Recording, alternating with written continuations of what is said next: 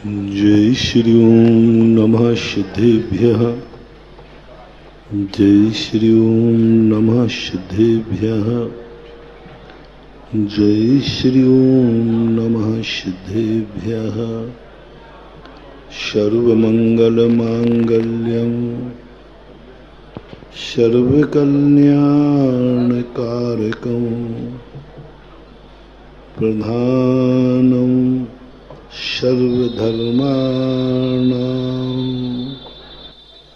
जैनं जयतु शासनम्।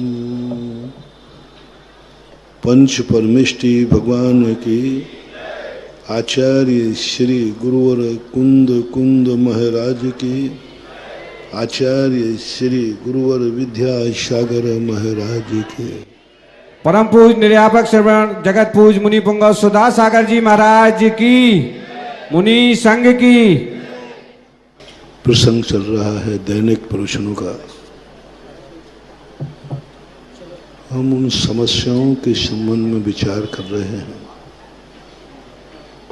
जो समस्याएं हमने स्वयं पैदा की हैं। प्रत्येक व्यक्ति की जिंदगी में दो समस्याएं आती हैं, एक दूसरे के द्वारा और एक स्वयं के द्वारा। दूसरे के द्वारा जो समस्याएं आती हैं उसका समाधान मैं कल बता चुका था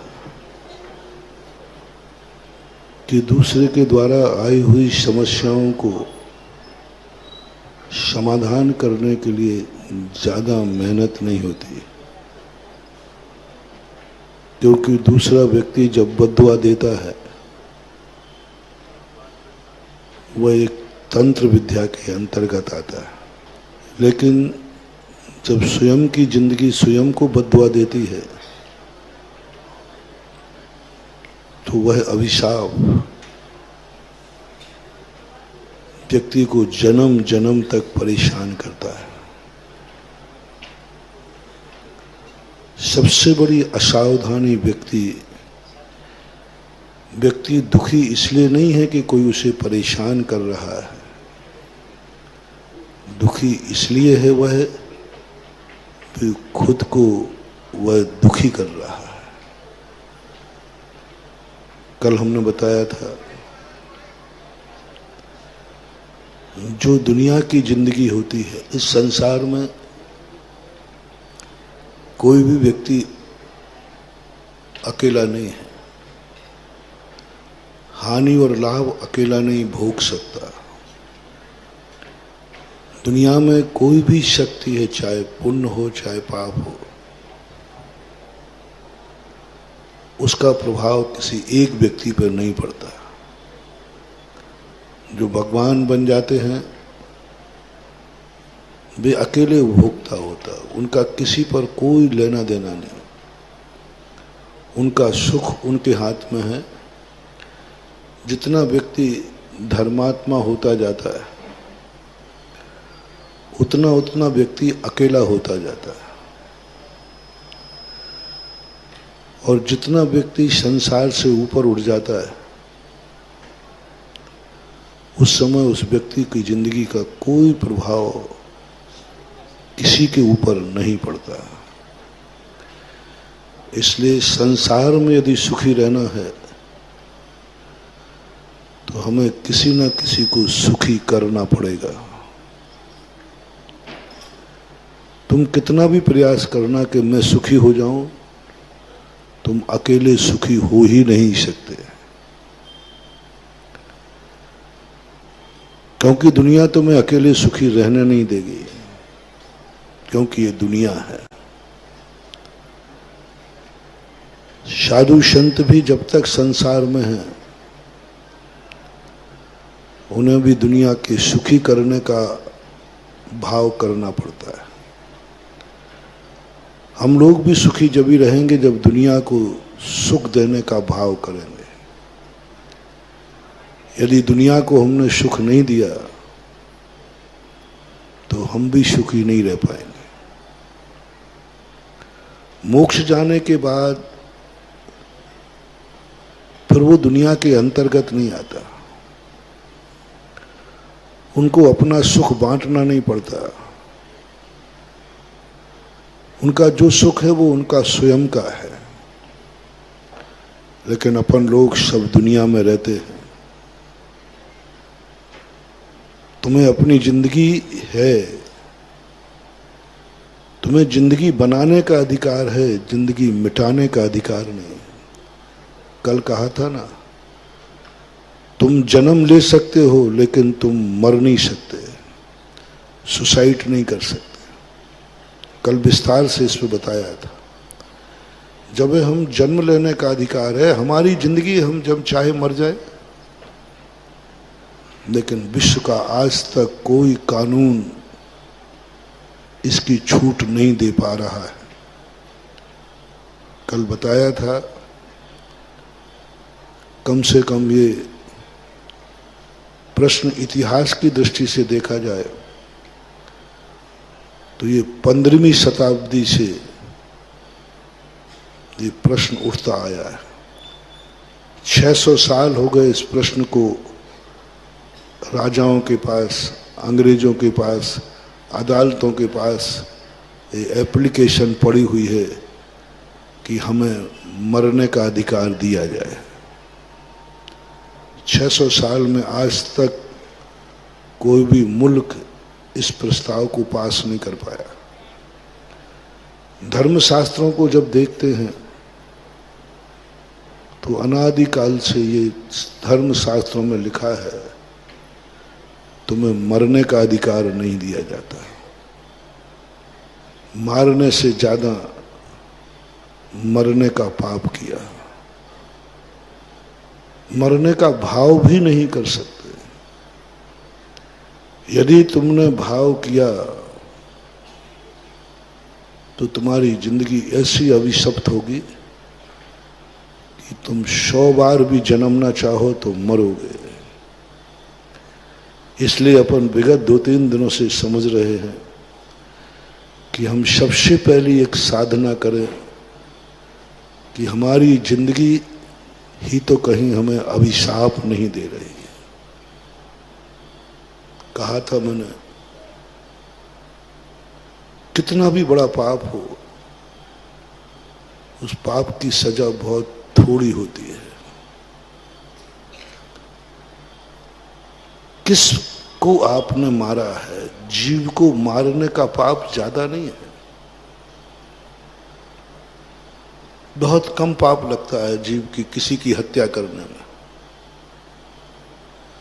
कोई ज्यादा पाप नहीं है। पाप है तुमने किसकी हत्या की है। एक व्यक्ति ने एक चींटी की हत्या की है। कल इसको कानून से समझाया था। किसी ने चींटी की हत्या की, उसकी कोई रिपोर्ट नहीं लिखी गई। जीव चींटी भी थी, वो भी जीव था, लेकिन उसकी सजा कुछ है ही नहीं। धर्मशास्त्रों में भी थोड़ी सजा है। बोले क्या, एक चींटी मर गई, बोले कोई बात नहीं, पश्चाताप कर लो, थोड़ी एक माला फेर लो।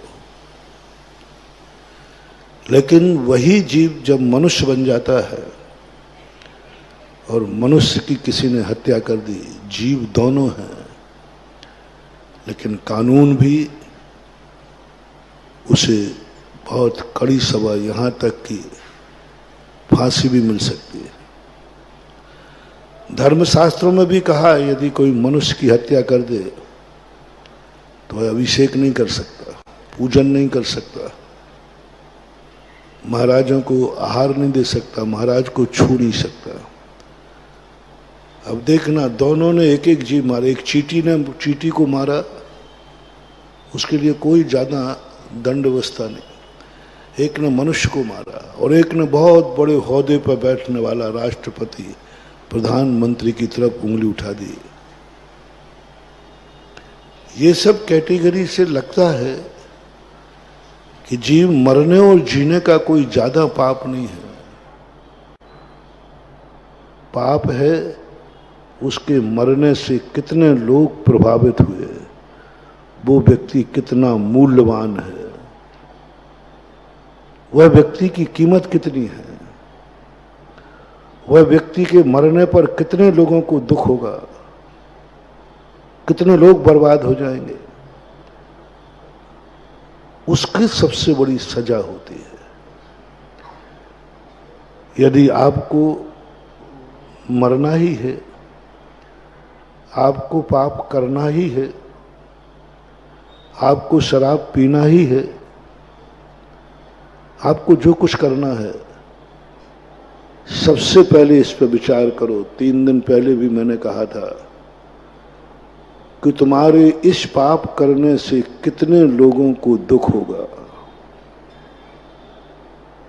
तुम्हारे मरने से किसी पर कोई प्रभाव पड़ने वाला नहीं, आंगाड़ी नहीं, पछाड़ी नहीं, किसी की आंख में आंसू नहीं आएगा, तो कोई बात नहीं, मर जाओ। तुम्हारे शराब पीने से किसी को कोई फर्क पड़ने वाला नहीं, पी डालो।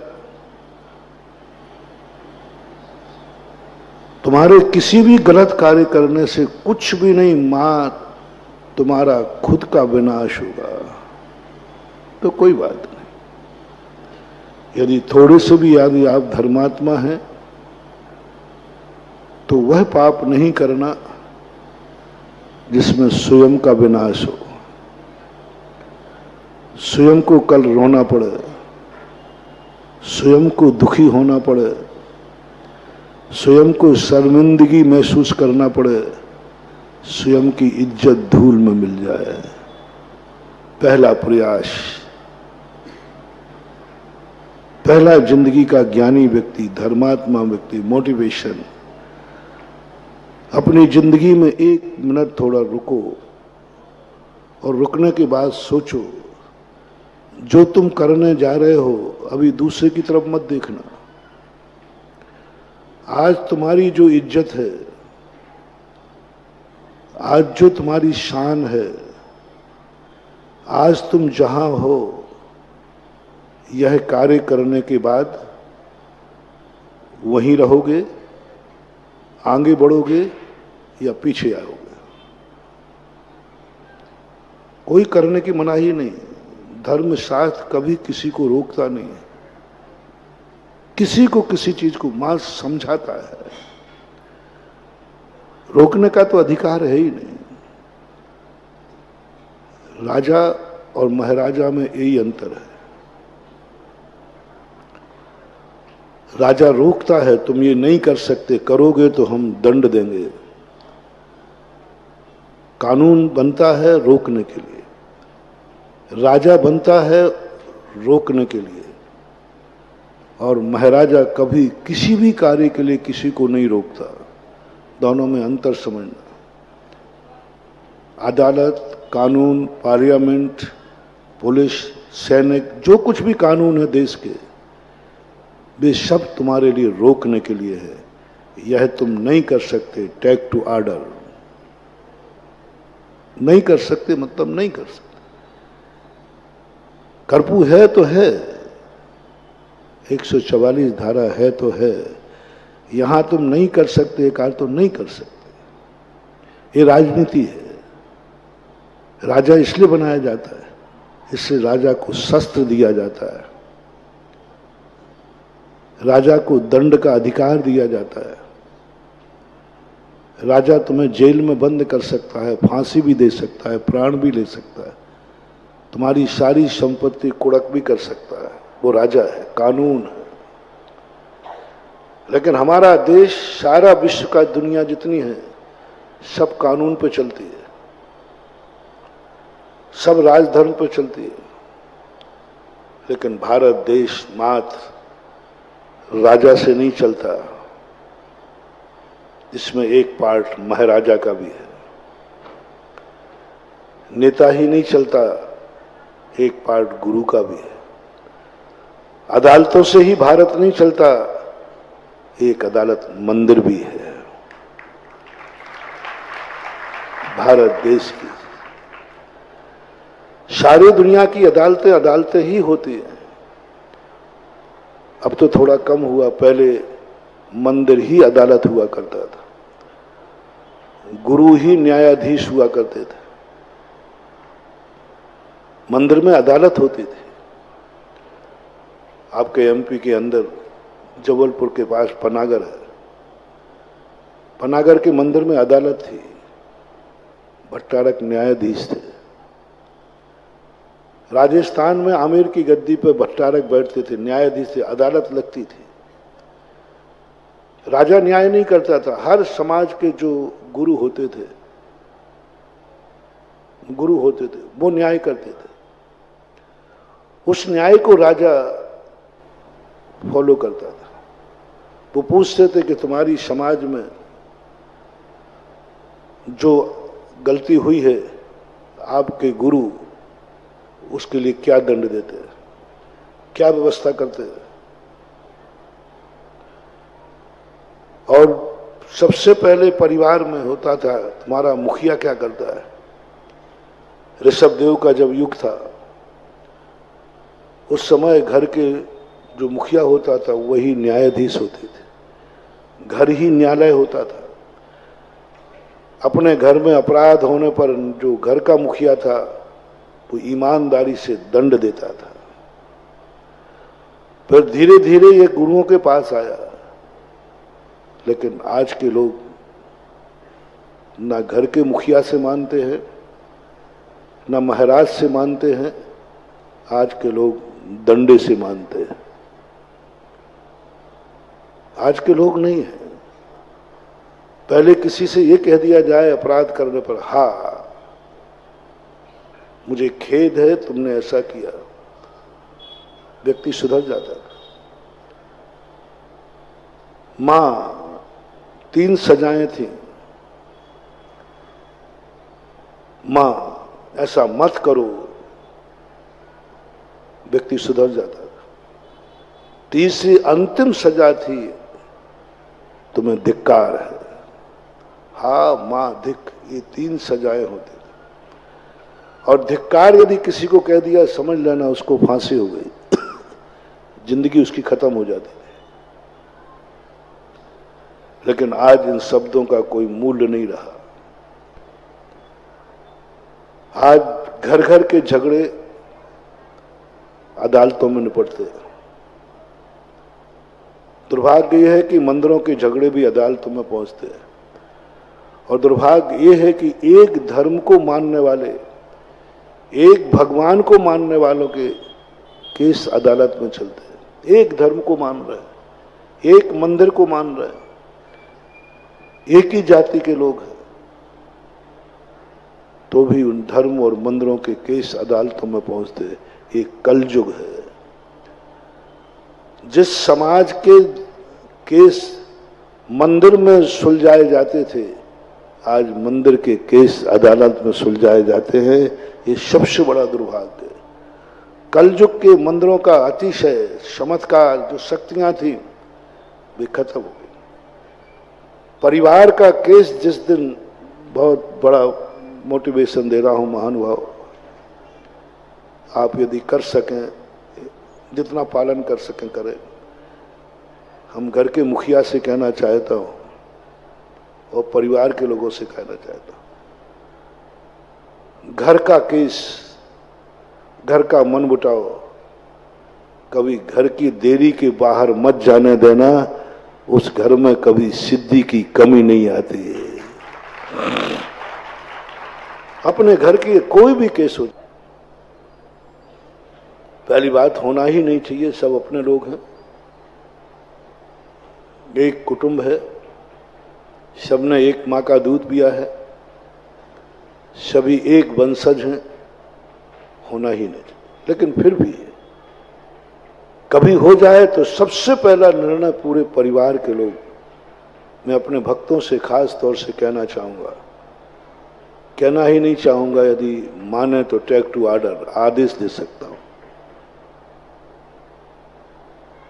कुमात इतना सा विकल्प कर ले कि मैं अपने घर की बात देरी से बाहर नहीं जाने दूंगा।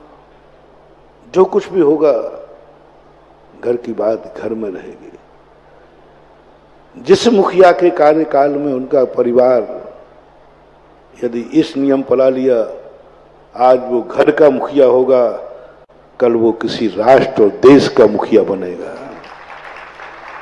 और एक दिन वो 3 लोक का नाथ बनेगा। बीज दे रहा हूं, बीज दे रहा हूं। जिस घर के मुखिया ने इतनी कुशलता कर ली कि जिस घर का मैं मुखिया हूं, इस घर की बात इस दीवार से बाहर नहीं जाएगी। यदि ये जिंदगी में तुमने निकाल दिया और मरण को प्राप्त हो गए तो एक देश के राजा बनोगे और देश के राजा बनने के बाद यदि तुमने यही नियम पालन किया तो एक दिन त्रिलोकी नाथ भगवान बन जाओगे। क्योंकि तुममें वो ताकत है, वो कुशलता है कि तुमने एक जीवन में घर में कभी किसी को कोई बात बाहर नहीं जाने दी। घर का आंसू कोई देख ना ले। घर के मुखिया की सबसे बड़ी जिम्मेदारी, घर का मुखिया बनना कोई हंसी मजाक नहीं है। घर के किसी भी आंख में आंसू नहीं। घर के सारे व्यक्ति सोने के बाद घर का मुखिया सोता है। घर के सारे लोगों के भोजन करने के बाद भोजन करता है। घर के सारे लोगों के उठने के पहले उठता है। उसकी एक ही चिंता है, मेरे कार्यकाल में मेरा परिवार का कोई सदस्य की आंख में आंसू ना आ पाए, और आ जाए तो उसे तुरंत अपना आंसू पहुंचे या नहीं पहुंचे, अपने घर के सदस्यों का आंसू पहुंचने के लिए तैयार रहना दे। कहीं पड़ोसी ना देख ले, कहीं घर के परिवार की सिसकी पड़ोसी को सुनाई ना पड़ जाए, तो ये तुम्हारे लिए वरदान सिद्ध होता है। सबसे बड़ा अभिशाप तुम्हारी जिंदगी में तुम्हारे घर का है, क्योंकि तुम मुखिया हो। मुखिया बनना ही मत, बने हो तो सब सुख छोड़ दो। परिवार का सुख ही तुम्हारा सुख है, वही तुम्हारी जिंदगी है। क्योंकि तुम बाहर मत जाने देना। आज तो तुम्हारी घर की बातें बाहर तो छोड़ो, अदालतों में जा रहे हैं। कभी समाज हो तो समाज की बात भी समाज के बीच में उठाओ। जबलपुर में हमने एक बहुत बड़ा वकीलों का एक समूह बनाया था और कहा था मैंने कि ये वकीलों को नियम दिलाया कि आप जब समाज का कोई केस आए तो आप बैठ के यहीं उसको हल करो, अदालत तक मत ले जाओ, अदालत तक मत ले जाओ। बल्कि कोई अदालत का कार्य आ जाए तो फैसला तुम्हारा हो और सील अदालत की लगना चाहिए। ये होते थे। आज भी कई मंदिरों के केस अदालत में पहुंचते हैं तो अच्छे मजिस्ट्रेट होते हैं, भी साधु के सामने अदालत लगाते हैं। मेरे सामने भी राजस्थान में 2-3 अदालतें लग चुकी हैं, और जो फैसला यहां से दिया वो अदालत ने घोषित किया यह लिख करके कि ये दोनों एक गुरु के भक्त हैं, दोनों एक धर्म को मानते हैं, और इन दोनों के बीच में जो मनमुटाव हुआ, इनके गुरु ने इनके लिए यह फैसला सुनाया है। इसी फैसले को कायम करते हुए अदालत भी यही फैसला मंजूर करती है। 2-3 बार हुआ है। तो उस समय ऐसा लगा, मजिस्ट्रेट ने कहा महाराज मैं क्या निर्णय सुनाऊं, हम लोग धर्मात्मा है ही नहीं, हमें क्या मालूम कि धर्म क्या है, हमें क्या मालूम कि सही क्या है। सही मालूम है आपको, आप बोलिए। एक बंगाली मजिस्ट्रेट थे, एक मंदिर का केस था। उस मंदिर में 1 कमल लगना चाहिए कि 2 कमल लगना चाहिए। हर मजिस्ट्रेट इस बात पर सोचे कि कमल पर इतनी बड़ी मूर्ति बैठती कैसे, कमल तो पिछल जाएगा, क्योंकि वो तालाब का कमल समझते थे।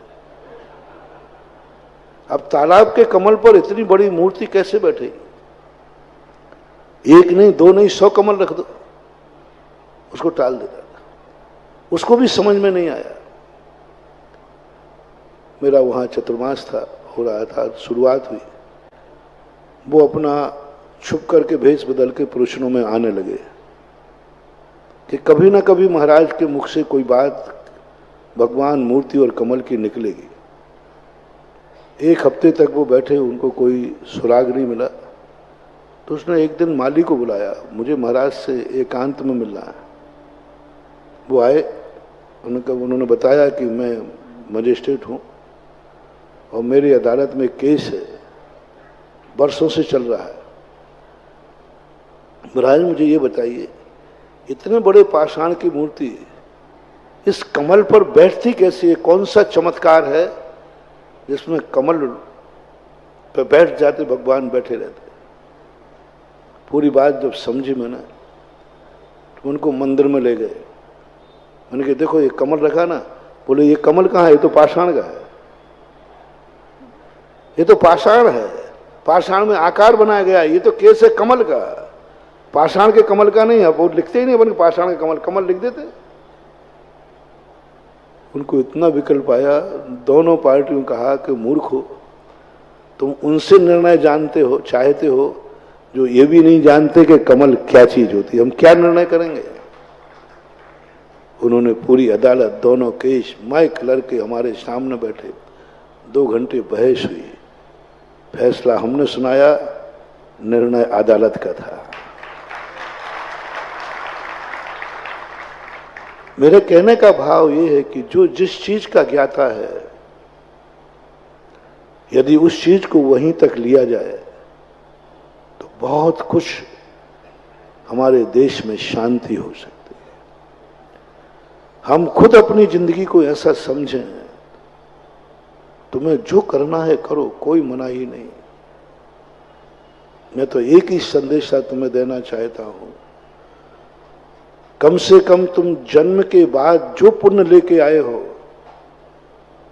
उससे कम लेकर मत मरना। जितना तुम लेके आए हो उतना कम से कम लेके मरना। अधिक कमा सको तो अच्छी बात है। जो इज्जत वाले कुल में, देश में तुमने जन्म लिया है,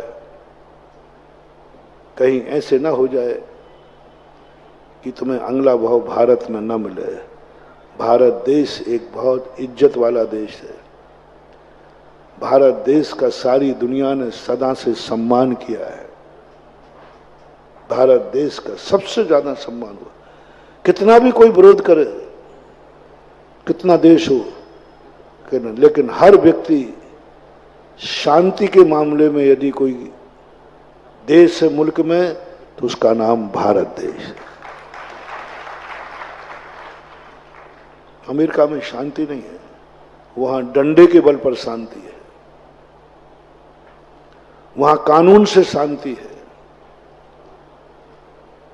वहां भय से शांति है। और भारत देश की शांति जो पहले थी अब थोड़ी कम हुई है, वो शांति स्वाभाविक थी, अंतरंग थी, अपने आप में व्यक्ति संतुष्ट था। धीरे धीरे विदेशों की हवा यहां लग रही है। हर कार्य में आज हमें डंडे की जरूरत पड़ने लगी है, लेकिन फिर भी आज अपना भारत देश फिर भी एक अदालत है जिसे हम मंदिर कहते हैं। मंदिरों में बहुत सारे लोग मंदिर में जाने के पहले अपने आप को समर्पित करते हैं। कितने लोग पाप करने के बाद मंदिर में जाके रोते हैं, आज भी है। जैसे कानून में बड़े बड़े अपराधी, अच्छे अपराधी अपराध करने के बाद इतना पश्चाताप करते हैं कि वो स्वयं जाकर के अपने आप को समर्पित कर देते हैं। अच्छे पापी, उन्होंने पाप किया नहीं, पाप हो गया। जो पाप को पाप मानते हैं, बुराई को बुराई मानते हैं, वे स्वयं जाकर के कहते हैं हाँ साहब मैंने अपराध किया है, और अदालत में जाके बोलते हैं मुझे सजा दी जाए। ये अच्छे अपराधी कहलाते हैं। हो गया अपराध, लेकिन स्वयं स्वीकार करते। आज मंदिरों में भी हो रहा है, मैंने आज भी देखा कि लोग अपराध करने के बाद मंदिर में आकर रो पड़ते हैं, भगवान से रो पड़ते, मेरे सामने रो पड़ते, महाराज मुझे सजा दो, मुझे दंड दो, मैंने पाप किया है, मैं पापी हूं। आज भी कितने केस हैं जो आज गुरुओं के पास निपट जाते हैं, मंदिरों में निपट जाते हैं। अपसख्यम अपनी आत्मा की साक्षी में निपटा देता है। हा दुट्टकेयम, हा दुट्ट चिंतियम, हा दुट्ट भाष्यम। हा मैंने अपराध किया, हा मैंने गलत किया, अपने आप को निपटा लेते हैं। तो आप सबसे पहले जो भी कार्य करें उस कार्य का पहला विचार करें, स्वयं को कोई हानि तो नहीं है, दूसरे की हानि से मतलब नहीं है, तुम्हें खुद को हानि तो नहीं है, खुद की शांति भंग तो नहीं होगी, उसकी इज्जत तो धूल में नहीं मिलेगी, खुद का जीवन बर्बाद तो नहीं होगा। जाओ तुम्हें मैं हर कार्य की छूट देता हूं जिसमें तुम्हारी खुद की बर्बादी ना हो बल्कि विकास हो, इज्जत भी बढ़ेगी, शान भी बढ़ेगी, शांति भी बढ़ेगी, धन दौलत भी बढ़ेगी और तुम्हारी जो जीवन का वैभव है वो भी ऊपर को, वो सब कार्य तुम कर सकते हो। जैन दर्शन कोई किसी कार्य को नहीं रोकता। जैन दर्शन को पाप की चिंता नहीं है, जैन दर्शन को बुराई की चिंता नहीं है, जैन दर्शन को तुम्हारी चिंता है कहीं इस पाप से तुम्हारी जिंदगी बर्बाद ना हो जाए। इसलिए धर्म हमेशा, दुनिया को उसको कोई लेना देना नहीं, उसको एक ही मतलब है,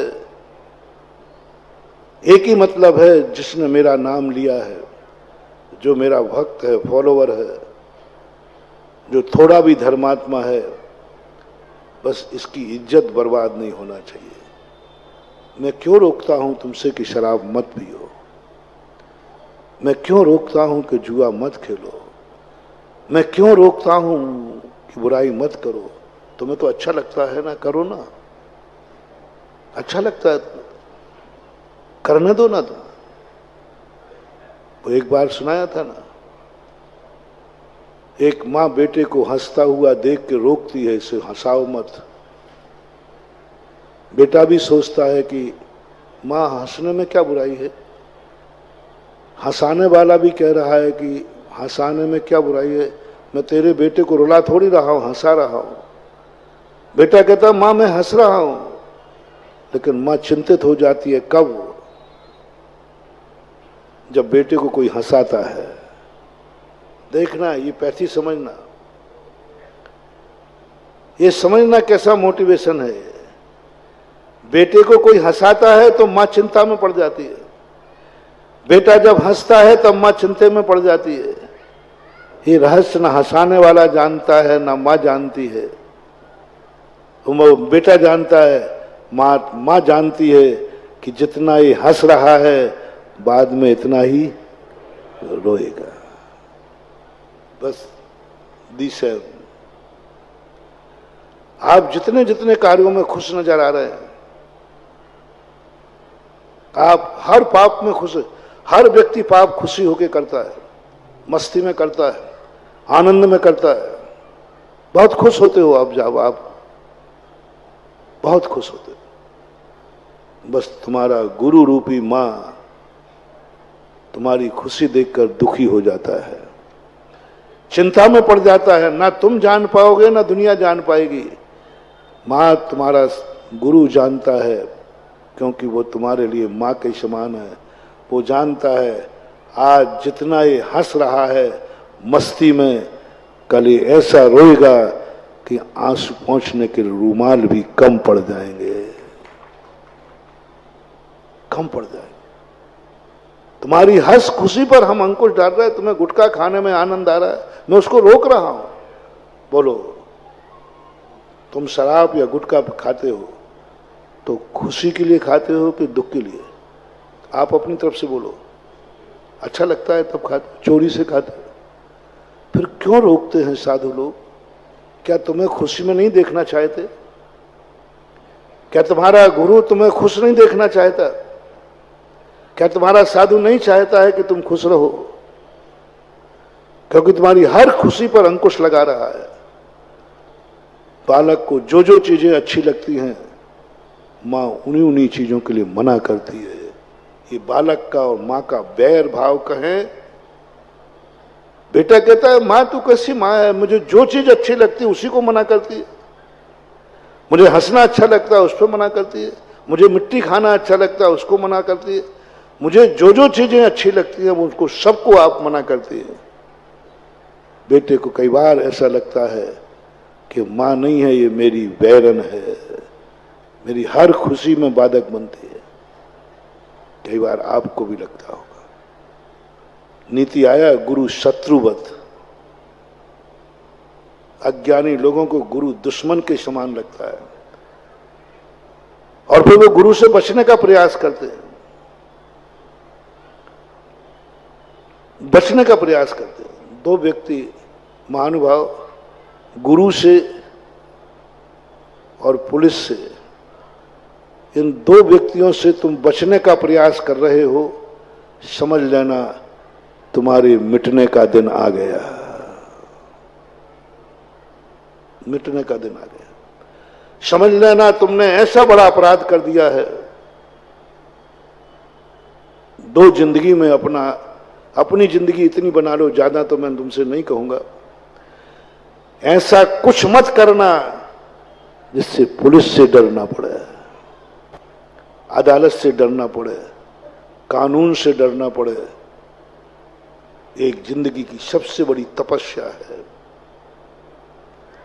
जिस व्यक्ति की जिंदगी में ये बात आ गई, समझ लेना उससे बड़ा महान आदमी गृहस्थ में दूसरा हो नहीं सकता। निरपराध शब्द का पूज्यवर कुंदकुंज स्वामी ने समय सार में कहा कि जिंदगी में ऐसा काम मत करना जिसे पुलिस का डर लगे, पुलिस से छुपाना पड़े, पुलिस को देख के भागना पड़े, पुलिस के देख के नजरें छुपाना पड़े। मत करना महानुभाव, मत करना। इतना नियम यदि तुम्हारी जिंदगी में पल गया तो एक दिन तुम राष्ट्र के राष्ट्रपति के पद लाने का पुण्य लेकर जन्मोगे, राज्य के चक्रवर्ती बनोगे, क्योंकि तुमने अपनी जिंदगी में कभी कोई ऐसा अपराध ही नहीं किया जिससे तुम्हें कानून का डर लगे। जैन दर्शन या धर्म की कोई ऋचा मात्र मोक्ष में ही नहीं भेजती है, मोक्ष की भी नहीं है। ऋचाओं का पहला सूत्र है कि तुम कुछ ऐसा मत करना। दूसरा नेचर, पहला नियम आपको ये करना है, जिंदगी इतनी साफ रखो। एक बार मैंने एक एसपी थे, उनसे चर्चा हुई। मैंने कहा आप अपराधी को कैसे पकड़ते हो? कोई आपके पास कोई अवधि ज्ञान है कि मना पर्याय ज्ञान है, कैसे पकड़ते हो? बोले कुछ नहीं महाराज, हम लोग सब चौराहों पे खड़े हो जाते हैं और चुपचाप खड़े रहते हैं। जो हमें देख करके घबरा जाता है पकड़ लेते, आजा बेटा। जो हमें देखते हुए आंखें यहां वहां देखेगा, भागेगा, समझ लेता हूं कि यह अपराधी है। और जो अपराधी नहीं होता है वो महाराज मुझे धक्का मार के निकल जाता है। उसको ये भी होश नहीं कि मैं पुलिस वाला खड़ा हूं, क्योंकि उसने अपराध किया ही नहीं। किसने पकड़वा दिया तुम्हें?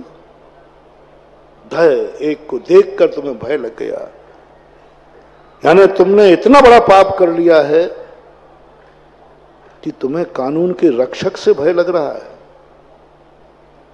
कल कहा था मैंने, सैनिक, पुलिस, कानून, अदालतें, ये तुम्हारी रक्षा के लिए हैं। ये रक्षक कहलाते हैं। ये तुम्हारी सेवा, देश सेवा कहलाती है। और तुम्हें रक्षक से डर लग रहा है? अरे कोई डाकू से डरो तो बात अलग है, कोई पापी से डरो तो बात अलग है, किसी दुश्मन से डरो तो बात अलग है। तुम तो अपने खुद के बॉडीगार्ड से डर रहे हो। रक्षक से डर रहे हो। ये सारे जितनी भी अदालतें हैं सब तुम्हारी रक्षा के लिए, धर्मात्मा की रक्षा के लिए, धर्म की रक्षा के लिए। ऋषभदेव ने जब तलवार दी थी छत्री को, धर्मात्मा, धर्म की, सज्जन की रक्षा के लिए की थी, किसी के साथ अन्याय ना हो जाए। आज तुम उसी रक्षक से डर रहे हो। उस रक्षक को खड़ा हुआ देखकर, एक पुलिस वाले को खड़ा देखकर तुम्हारे आत्मा कांप गई। बंधुओं, बहुत बड़ी इस धरती मां का, इस प्रकृति का ऐसा अभिशाप मिलेगा तुम्हें कि तुम्हारी जिंदगी में ऐसी दिशा में जाओगे, तुम्हें लोग मारेंगे, कोई बचाने वाला नहीं आएगा। चीख चीख करके मर जाना, जैसे वो हिरण शेर पकड़ करके मारता है लेकिन कोई बचाने नहीं आता। ये वही पापी जीव है जिसने कोई अपराध किया था, ऐसा अपराध किया कि देश के रक्षक से भी उसको डर लगने लगा। ये जिंदगी का होमवर्क दे रहा हूं, ये 24 घंटे का होमवर्क नहीं, हर श्रोता के लिए ये होमवर्क है, भक्तों के लिए टेक टू ऑर्डर, सबके लिए उपदेश है। आज संकल्प करें ये सब लोग, ये 3 बातों का। मैं माता पिता की कभी बद्दुआ लेकर के नहीं मरूंगा,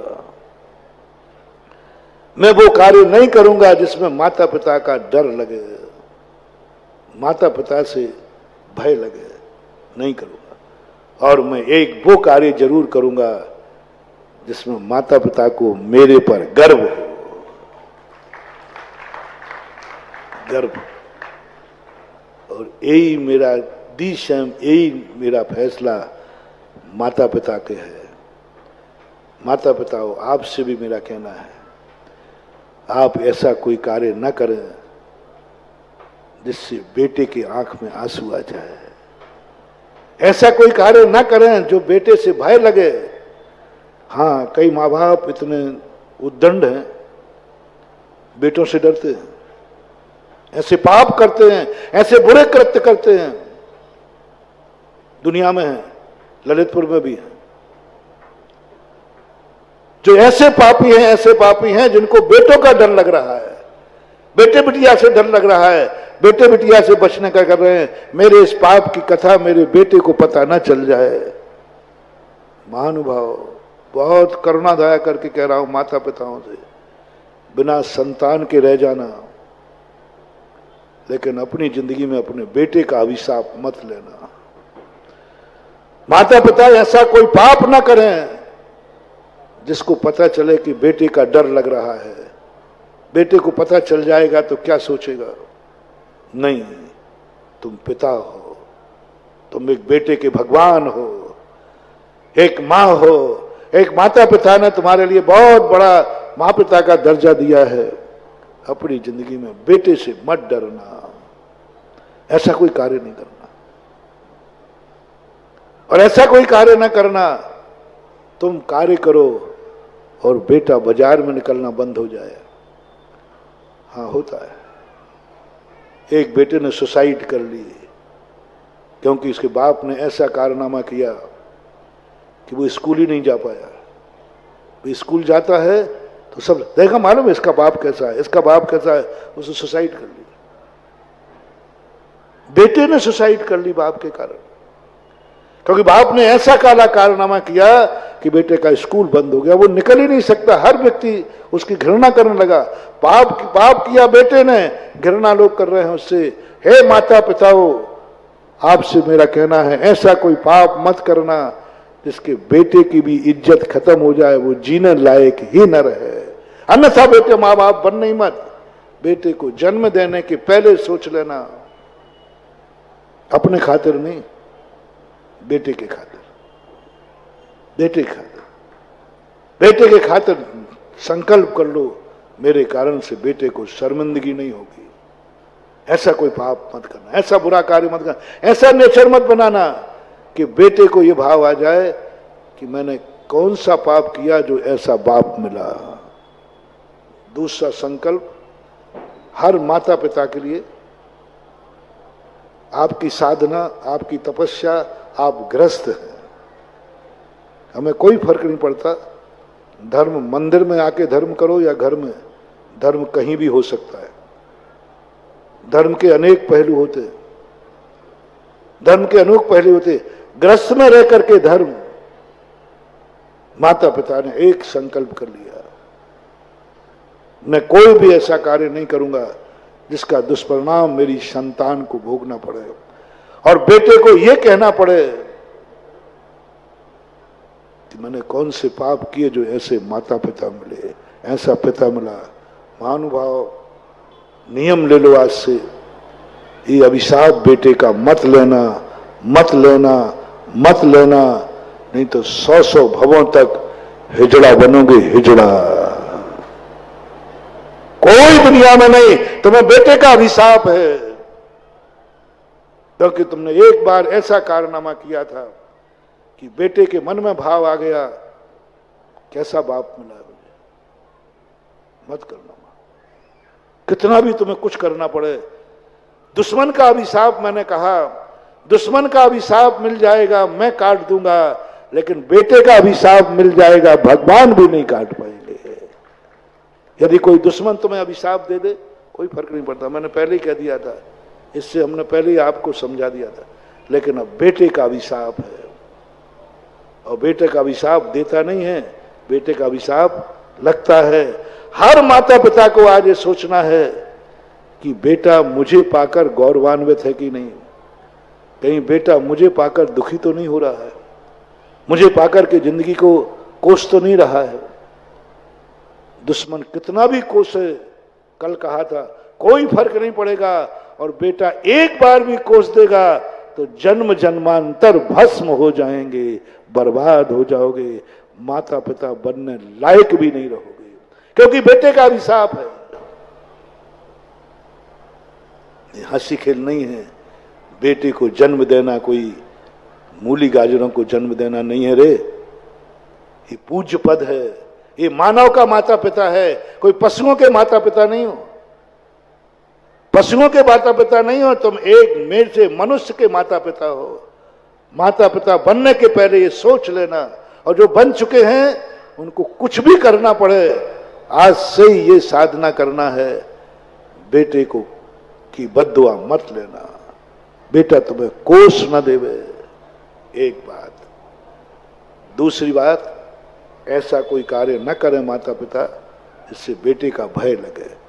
तीसरा, हर माता पिता को एक कोई ऐसा कार्य करना है जो तुम्हारी इज्जत का लाभ बेटे को मिलना है। तुम्हारी इज्जत बेटा हो गए, तुम्हारी शान, कार्य तुमने किया है और लोग बेटे को धन्यवाद दे रहे हैं, वाह धन्यवाद, तो उस बाप का बेटा है। कोई उसको पूछ नहीं रहा था, कोई नहीं पूछ रहा था उस छोकरे को। जैसे ही किसी ने कहा, मालूम है छोकरा जो आ रहा है इसके पिताजी कौन है, फलाना, सब अरे अरे उनका बेटा है, और लोग तुझे ला करके गद्दी पे बैठा दे, आओ तुम उसके बेटा हो, वो तो हमारे नगर को। हर बाप को अपने बेटे को इज्जत दिलाना है, कुछ ऐसा कार्य करना है, कार्य तुम करना और इज्जत बेटे की हो।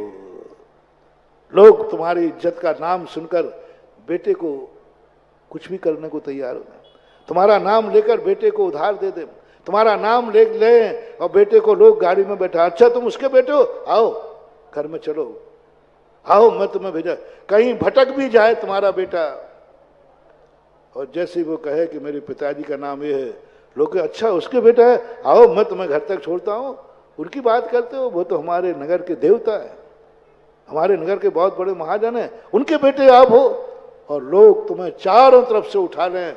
हर बाप को अपने बेटे को इस योग्य बनाना है कि तुम्हारे नाम से बेटे की जय जयकार हो जाए, नाम तुम्हारा लेवे और सम्मान उसका हो जाए। ये तुम्हारे घर की इज्जत का बात। तीसरी बात, आप अपने घर में, आप अपने घर को इतना इज्जतवान बनाओ कि लोग कहें चिंता मत करो, ये किसका घर है मालूम आपको? मालूम, एक महाजन का घर है। पूरे घर की इज्जत इतनी शान से है, हर व्यक्ति की इतनी शान है कि हर देश, और तुम अपनी रेपुटेशन ऐसी बनाओ समाज में। एक बहुत अच्छा उदाहरण थोड़ा सरल करता हूं, समझ में आ जाए।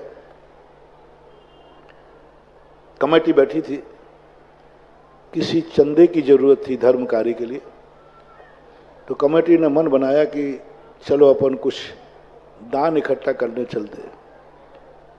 किसी ने कहा चलो फलाने चंद के यहां चलते। क्या कर रहे हो? वहां जाके अपनी बेइज्जती कराओगे, गालियां मिलेंगी, गालियां मिलेगा तो कुछ नहीं। अब शगुन करना है क्या? महानुभाव जाओ, तुम्हारा फैसला हो गया, समाज का तुम्हें अभिशाप मिल गया, तुम एक दिन कौड़ी कौड़ी को तरसोगे। क्योंकि समाज में तुम्हारी क्या रेपुटेशन है? समाज में, पंचों में, धर्म के फड़ पर, धर्म की जाजम पर बैठे हुए लोगों ने कहा क्यों जाना चाहते हो वहां? बेइज्जती कराओगे क्या? एक कौड़ी भी मिलने वाली नहीं है, बल्कि ऐसा जवाब मिलेगा कि सबका अपमान हो जाएगा। समझ लेना महानुभाव, डाउनफॉल, अभिशाप होगा। तुम्हारे पूरे परिवार को अभिशाप हो गया, तुम्हें खुद को अभिशाप हो गया, समाज का, धर्म की जाजम का, धर्म का अभिशाप तुम्हारे हो गया। फैसला हो गया, मत करना गलती, दूसरे का ऋण आया है। बोले वहां क्यों जाते हो? वहां जाओ ना, मालूम है आज तक उस दरवाजे से कभी खाली हाथ, और मालूम है जाते वो सम्मान करेगा, अवभाग्य मेरे पधारो, अवभाग्य मेरे, सम्मान करेगा, इज्जत करेगा, नाश्ता देगा और श्रद्धा से कहेगा भैया आज हमारे पास इतना ही है। खाली हाथ नहीं आओगे, एक कौड़ी देगा लेकिन खाली हाथ नहीं आओगे। चलो उसी दरवाजे से सगुन करता हूं। फैसला आपके हाथ में है, आपका दरवाजा कैसा है, पंचों की दृष्टि में, समाज की दृष्टि में। समाज में जीना चाहते हो ना, इज्जत वाली समाज में जीना चाहते हो ना, इज्जत से जीना चाहते हो ना, समाज में इज्जत से जीना चाहते हो, समाज में कोई उच्च पद पाना चाहते हो, समाज सारी तुम्हें सम्मान करे, तो महानुभाव मेरा आपसे बहुत करुणा दया करके कहना है कि आप लोग कभी समाज की नजरों में मत गिरना। ये नहीं कह रहा हूं कि तुम कुछ नहीं है तो देना, नहीं है, नहीं है, हाथ जोड़ लेना, बुरा मत मानना। दरवाजे आए सबसे पहले तो अवभाग्य मानना कि मैंने कितना पुण्य किया है कि समाज ने मुझे इसके योग्य समझा है। समाज किसी के दरवाजे खड़े नहीं होती भाई, समाज ने मुझे इसके योग्य समझा, पहली तो खुशी है मनाओ। लेकिन मैं कितना दुर्भागा हूं, समाज मुझे कितना बड़ा समझ रही है, समाज मुझे कितना शुभ समझ रही है, समाज मेरे दरवाजे सगुन करने आई है। ओहो हे भगवान, मैं कितना बड़ा पापी हूं कि आज समाज की इच्छा पूरी नहीं कर पाऊं, क्योंकि मेरे पास है ही नहीं। पहले तो अवभाग्य मानना, बैठाना, फिर धीरे से हाथ जोड़ लेना, कोई बात नहीं, और हो सके तो कहना भाई आपने जितना मुझे योग्य समझा है इतना तो नहीं है, लेकिन एक कौड़ी जरूर मेरे पास है, वो मैं तुम्हें सगुन में देता हूं, एक कौड़ी दे देना। लेकिन समाज की जाजम पर तुम्हारी बेइज्जती ना हो जाए, समाज की जाजम कहीं ये ना कह दे वहां जाकर क्या करोगे। ये अभिशाप मत लेना अपनी जिंदगी में, नहीं तो बर्बाद हो जाओगे। 56 करोड़ की दीनारें भी एक दिन माटी में मिल जाएंगे। 56 करोड़ की दीनारों के मालिक होकर के भी एक दिन रोड पे आ जाओगे। कोई पाप नहीं किया है, कोई बुरा नहीं किया है, मां समाज की जाजम का अभिशाप है तुम्हें। समाज की जाजम का अभिशाप मत लेना। और वरदान ले लिया तो जाओ, आज कौड़ी है, कल करोड़पति हो। क्योंकि समाज ने क्या कहा, वहां चलते हैं, कुछ नहीं मिलेगा लेकिन बेइज्जती तो, कुछ नहीं मिलेगा कोई बात नहीं लेकिन बेइज्जती तो नहीं मिलेगी। और दूसरा कहता है अरे साहब कैसे नहीं होगा। वो कभी अपनी शक्ति छुपाते ही नहीं है। उस दरवाजे जो जाओ कुछ ना कुछ मिलेगा ही मिलेगा। यदि ये फैसला तुम्हारा जाजम पे हो गया, जाओ तुम अपनी गरीबी का ज्यादा इंतजार मत करो। अब बहुत जल्दी अच्छे दिन आने वाले हैं, अच्छे दिन। तो आज मैंने जाजम की बात कही, ऐसा कोई अपराध मत करना जिससे आपको अपनी समाज का, अपनी जाति का, अपने परिवार का डर लगे, भय लगे। क्योंकि तुम्हारे कारण से, जो मैंने प्रवचन के प्रारंभ में कहा था, तुम्हें वह कार्य नहीं करना है जिससे तुम्हारी खुद की इज्जत और तुम्हारे लोगों की इज्जत खत्म होती है। इसलिए तुम बहुत बड़े कीमती हो। अभी आपका समय स्थितियां समझने की बात है। और यदि आपका अंतिम बात थी ऐसा कोई अपराध मत करना, कह दो, सबकी मनसा हो तो कह दो, जिससे तुम्हें अपने गुरु से डर लगे।